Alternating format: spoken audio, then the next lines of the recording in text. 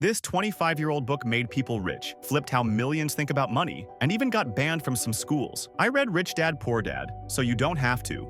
Welcome to So You Don't Have To, where we read books, test theories, binge movies, try crazy routines, waste our money on weird gadgets, and push our lives to the edge, so you don't have to.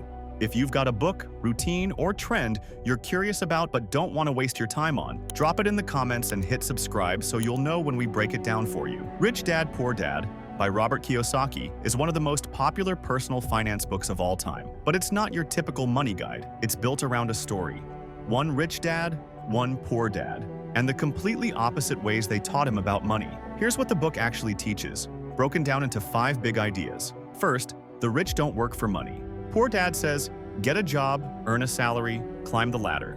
Rich dad says, use money to buy freedom. The rich don't just earn, they build assets that pay them over time. Second, assets make you rich, liabilities make you poor. Kiyosaki breaks it down simply. Assets put money in your pocket, liabilities take money out. Most people think their car or house is an asset, but if it's costing you money every month, it's not. Focus on income-producing assets like rental properties, stocks, or businesses.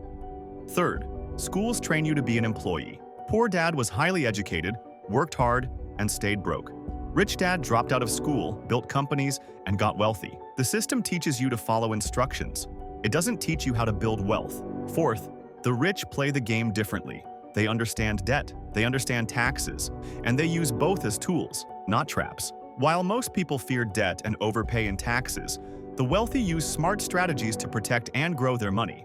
Fifth, work to learn, not to earn. Early on, it's more important to learn high-leverage skills like sales, marketing, leadership, and communication than to chase a bigger paycheck.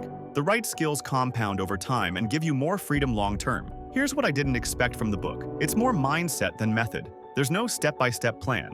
Instead, it forces you to rethink what you believe about money and who taught you those beliefs.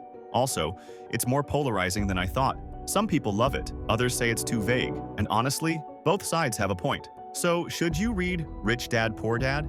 If you've never had someone teach you how money actually works, you should give it a read. If you're looking for a tactical investment guide, it's probably not the book. But for a shift in mindset, for seeing money through a different lens, it still holds up. And now you know what's inside, so you don't have to read it unless you want to. If this saved you time or gave you something to think about, hit that subscribe button and drop a like. If there's something else you've been curious about but don't want to waste your time on, let us know in the comments. We'll dive into it, so you don't have to.